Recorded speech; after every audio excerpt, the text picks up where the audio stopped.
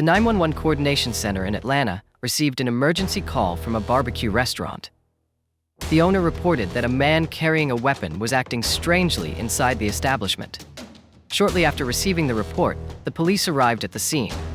At the bar counter, they found Nigel Collins, 22 years old, sitting alone with his legs propped on a nearby chair.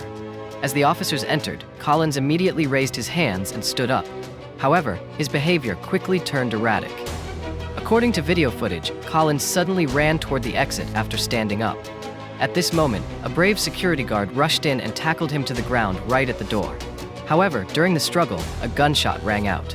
The guard, after being shot in the hip area, quickly left the scene to seek assistance. The situation became more intense when the police fired 6 shots at Collins immediately after his weapon fell to the ground. From the perspective of the police body camera, Collins appeared to attempt to pick up the gun, prompting the officer to fire an additional 5 shots. Within a minute of the confrontation with law enforcement, Collins collapsed and died on the spot.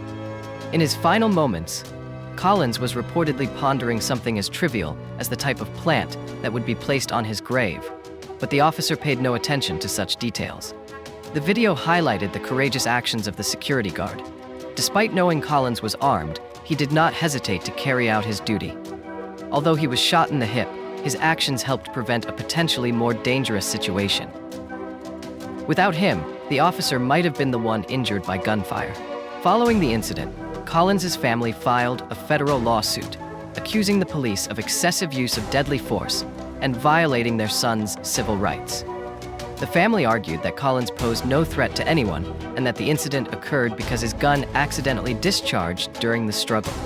They also criticized the restaurant owner for making an inaccurate report, portraying Collins as a dangerous individual, which led to the tragic outcome. Though the incident happened years ago, Collins's family has yet to receive satisfactory answers.